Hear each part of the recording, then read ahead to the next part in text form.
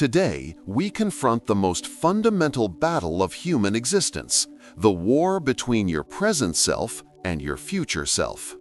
It is a conflict waged not on a battlefield, but in the silent theater of your mind, every single day. This is about the architecture of self-discipline, not the fleeting white-knuckle motivation that vanishes at the first sign of friction, but the enduring, quiet strength that allows you to execute on your promises to yourself. In the minutes that follow, we will not offer you hollow platitudes. Instead, we will embark on an intellectual journey. We will walk the cold marble halls of ancient Rome to dissect the mental frameworks of Marcus Aurelius as he commanded legions. We will sit with Seneca as he penned letters on mastering the soul. Then we will journey into the sterile labs of modern psychology to understand the cognitive traps and biochemical hooks that sabotage your every effort. We will reveal the 3 core Stoic pillars that transform discipline from a chore into a source of profound freedom. The promise is this: if you stay with us, you will leave this experience fundamentally changed. You will not just learn about discipline, you will be handed the schematics to install a new operating system for your mind. To click away now is to concede defeat to impulse, to remain a passenger in your own life. To stay is to begin the process of seizing the helm. The ultimate transformation is not guaranteed, but it is, for the first time, possible. We live in an age of unprecedented paradox. You have access to more information, more opportunity, and more tools for success than any generation in human history. Yet for many, this abundance has not led to freedom, but to a gilded cage of distraction. The war for your attention is relentless. Every notification, every feed, every algorithm is a finely tuned weapon aimed at hijacking your focus, designed or trade your long-term ambitions for a short-term hit of dopamine. The result is a pervasive, low-grade anxiety. The feeling of knowing you are capable of more, yet finding yourself stuck in cycles of procrastination, inconsistency, and regret. You set goals on Monday with fiery resolve, only to find them abandoned by Wednesday, replaced by the comfortable numbness of distraction. This isn't a personal failing, it is a human condition, amplified by a world that profits from your lack of control. The question is not, why am I not disciplined? The real question is, how do I forge an unbreakable will in a world designed to break it? The answer, we believe, lies in turning away from the fleeting hacks of the modern day and looking back to the timeless wisdom of the ancients, specifically the Stoics. For them, discipline was not about punishment or self-denial. It was the ultimate expression of freedom. It was the ability to choose your long-term good over your short-term desires. It was, in essence, the art of being the master of your own mind, not its slave. Today, we will build, piece by piece, the 3 foundational pillars of this ancient and powerful system. The first and most crucial pillar, the very bedrock upon which all self-mastery is built, is a concept the Stoics called the dichotomy of control. It is an idea so simple it can be stated in a single sentence, yet so profound it can take a lifetime to master. The former slave and later revered philosopher Epictetus put it this way: some things are within our power, while others are not. Within our power are our opinion, motivation, desire, aversion. In a word, whatever is of our own doing. Not within our power are our body, our property, reputation, office. In a word, whatever is not of our own doing. This is it. This is the master key. The entire Stoic system for a good life and the source of all discipline flows from this single distinction. Think about where your energy goes on a daily basis. You worry about what others think of you. You get angry about the traffic. You are frustrated that a project isn't going as planned. You are anxious about the economy. All of this mental and emotional energy is being poured into things that are, according to the Stoics, fundamentally outside of your control. It is like trying to command the tide to stop. It is not only futile, it is exhausting. This exhaustion is what kills discipline. When your willpower is depleted from fighting battles you can never win, you have nothing left to direct towards the things that actually matter, your own actions. True discipline, therefore, begins with a radical and ruthless reallocation of your energy. It is the conscious decision to stop wasting even one iota of your focus on the uncontrollable, and to instead channel 100% of that power into the realm of your choices, your judgments, and your actions. This is where your power lies. This is the only arena in which you are a sovereign. To truly grasp the power of this idea, we must look beyond the theoretical and into the crucible of extreme adversity. Consider the story of Vice Admiral James Stockdale, an American pilot shot down over Vietnam in 1965. He would spend the next 7.5 years as a prisoner of war in the infamous Hanoi Hilton. He was tortured over 15 times, spent 2 years in heavy leg irons, and was held in solitary confinement for 4 years. He had no control over his captors, the conditions of his imprisonment, or his release date. By any external measure, his situation was hopeless. Lesser men broke. They fell into despair, collaborated, or simply gave up on life. But Stockdale not only survived, he led a resistance among the prisoners, establishing a communication system and a code of conduct that helped many others endure. How? Years before he was shot down, Stockdale had studied philosophy at Stanford. He was deeply familiar with the works of Epictetus. In the darkness of his cell, the dichotomy of control became more than a philosophical concept, it became his lifeline. He later wrote about how he immediately understood what he had to do. He had to draw a line in his mind. On one side were all the things he couldn't control: the torture, the interrogations, the food, the length of his stay. He consciously chose to accept these things as external to his true self. On the other side of the line were the things he could control: his character, his integrity, his responses to the torture, his choice not to betray his country or his fellow men. He poured every ounce of his being into that small circle of control.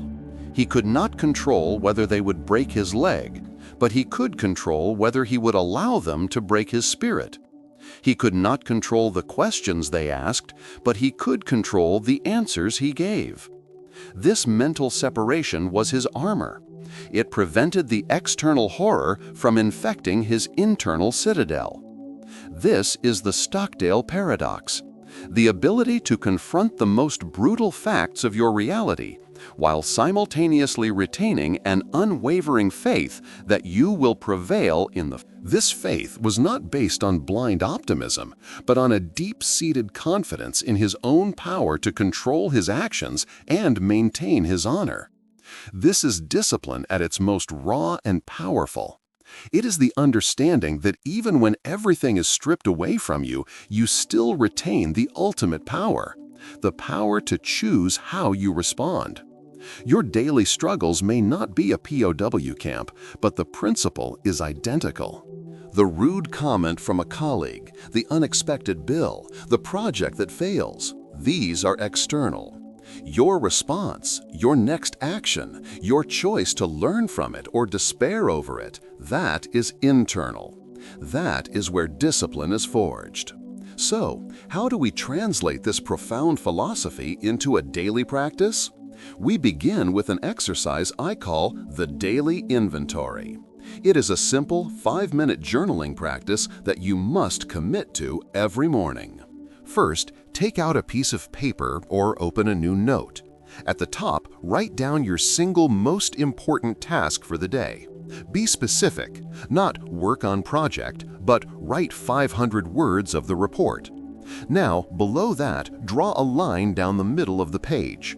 On the left side, write uncontrollable. On the right, controllable. Now, take 2 minutes to brainstorm every potential obstacle that could prevent you from completing your task.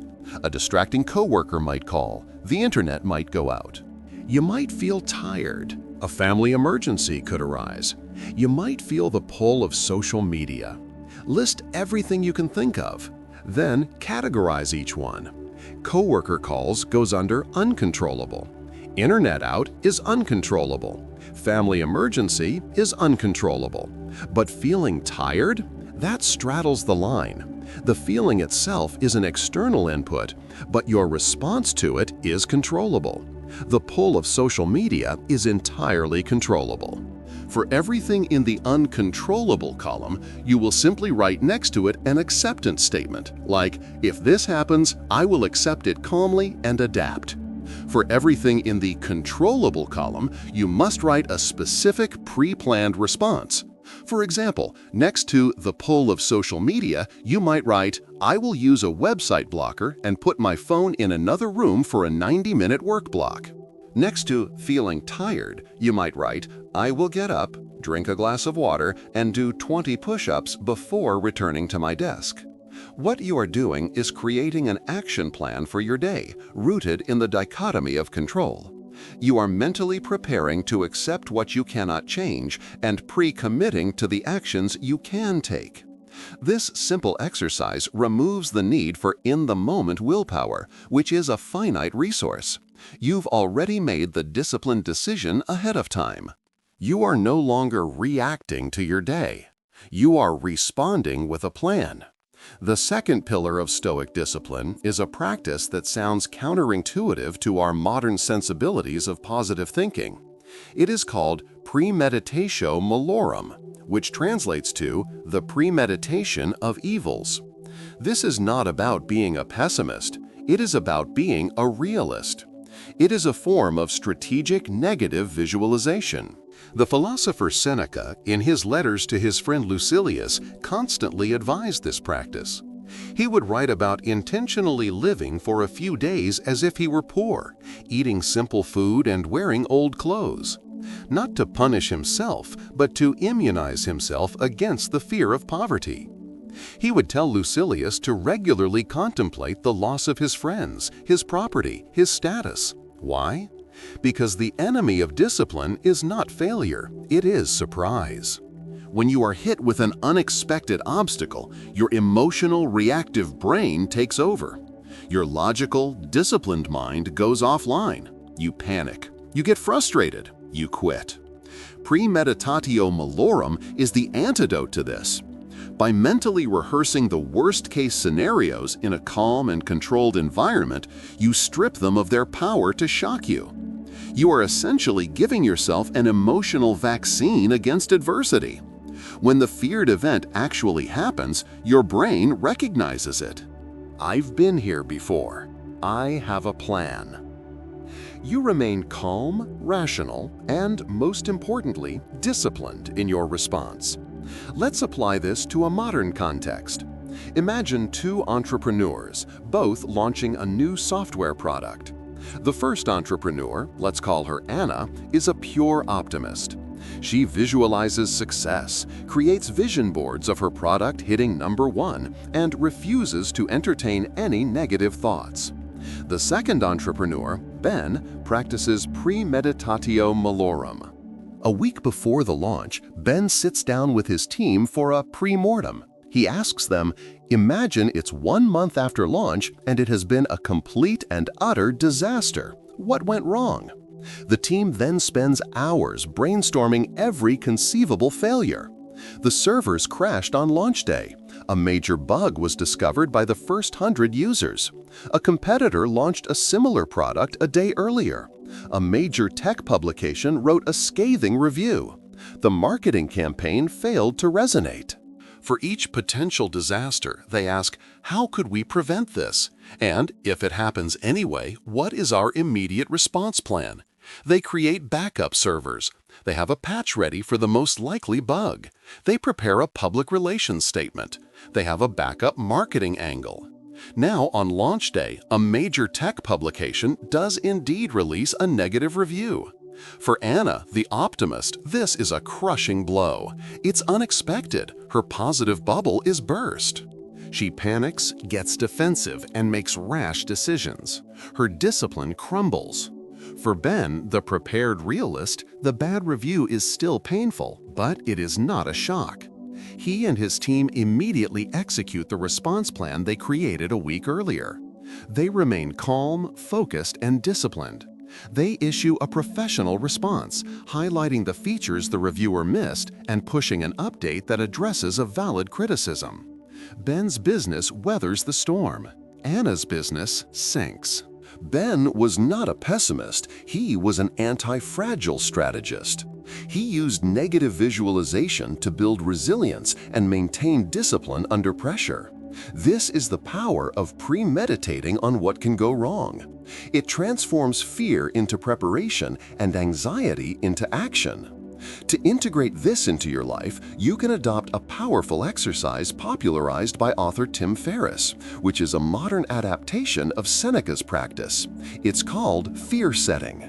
Once a month, take a blank sheet of paper and create 3 columns. In the first column, define, you write down the worst-case scenario related to the action you are procrastinating on. Perhaps you want to ask for a raise, start a business, or have a difficult conversation. What is the absolute worst that could happen? Be brutally specific. Your boss could laugh at you. Your business could fail and you lose your savings. The conversation could end the relationship. In the second column, prevent, you brainstorm all the things you could do to decrease the likelihood of that worst-case scenario happening. For asking for a raise, you could prepare a detailed document of your accomplishments. For starting a business, you could start it as a small side project first. For the conversation, you could script out your opening lines to be as compassionate as possible. In the third column, repair, you write down everything you could do to get back on your feet if the worst-case scenario did happen. If you got fired for asking, what steps would you take to find a new job? If your business failed, how would you recover financially? If the relationship ended, who in your support network would you call? What you will find is that the imagined horrors are often far worse than the concrete reality. You will see that the worst-case scenario, while unpleasant, is almost always survivable and reversible. This exercise systematically dismantles the vague, paralyzing fear that fuels procrastination. It replaces that fear with a clear-eyed understanding of the risks and a concrete plan of action, freeing you to act with discipline and courage. The third and final pillar is a dual concept that provides the ultimate context for discipline: the view from above and memento mori. These are 2 sides of the same Stoic coin, designed to obliterate the trivialities that derail our focus. The view from above, a concept used often by Marcus Aurelius but originating with Plato, is the practice of zooming out your perspective. Imagine yourself floating up from your chair, looking down at the room. Then float higher, seeing your building, your city, your country. Float higher still until the earth is a blue marble hanging in the blackness of space.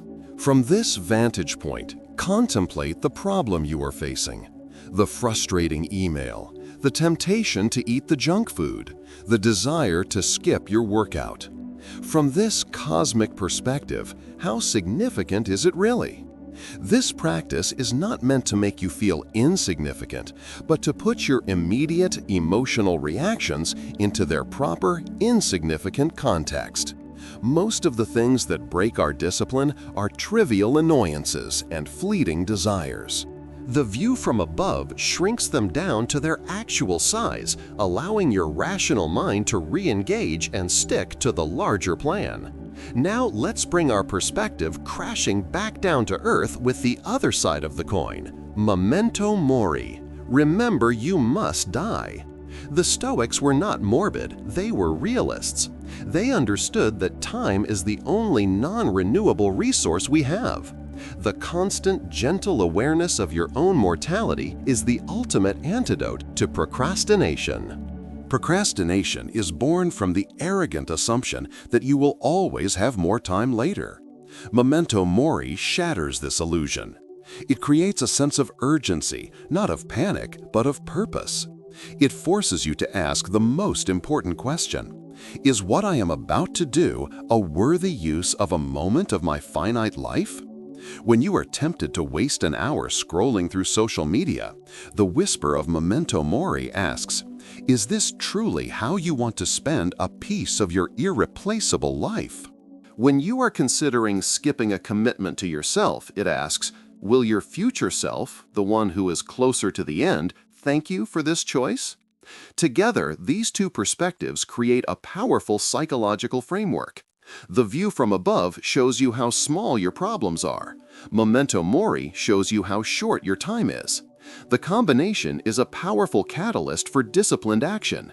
It clarifies your priorities like nothing else.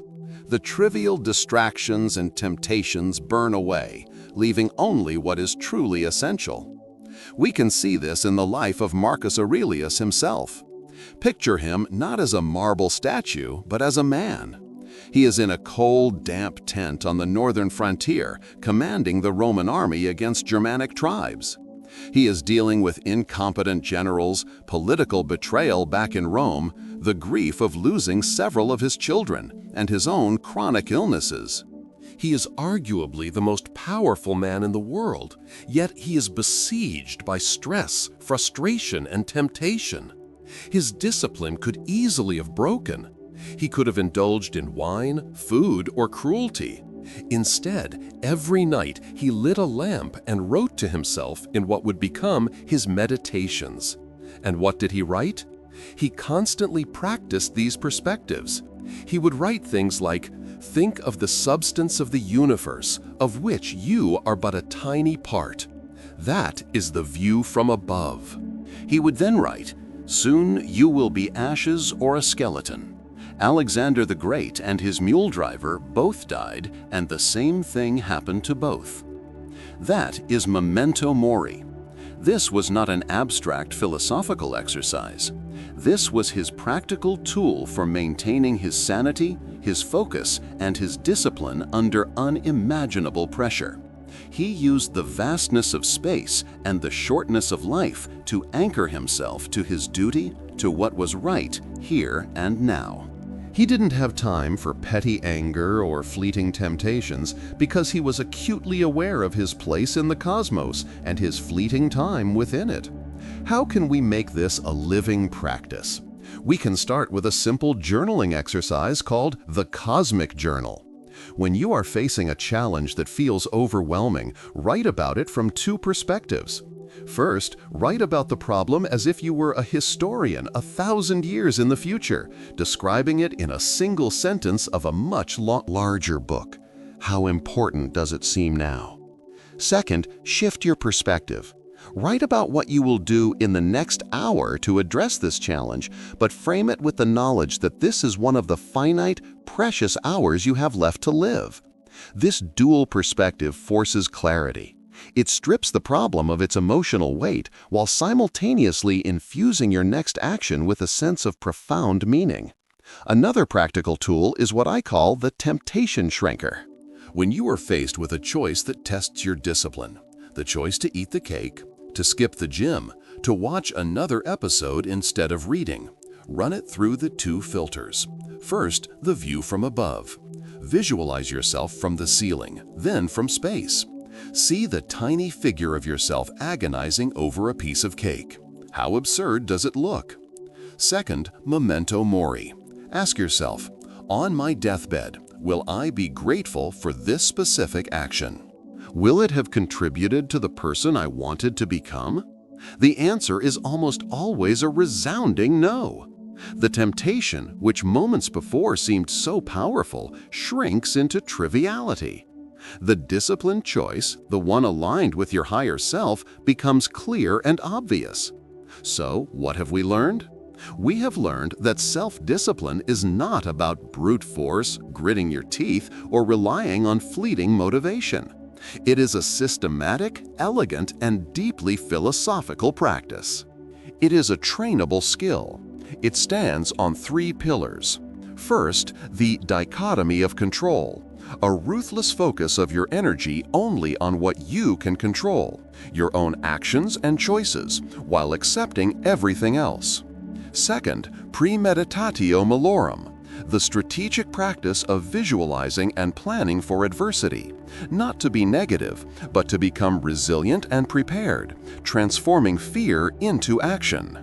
And third, the view from above and memento mori, the dual practice of zooming out to see the triviality of your temptations and zooming in to feel the urgency of your finite time.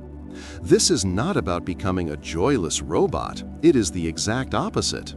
It is about clearing away the mental clutter, the self-imposed slavery to impulse and distraction, so that you can become truly free.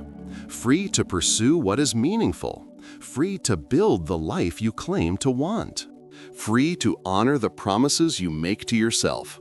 The path is not easy. It requires daily practice, but it is a path of power, of purpose, and of peace.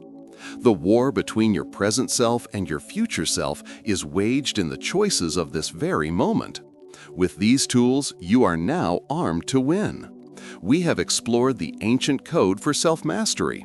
This is not a quick fix, but a lifelong practice. If you found value in this journey, subscribe for more. Now, I leave you with this. What is the one small, controllable action you will take tomorrow to honor your future self?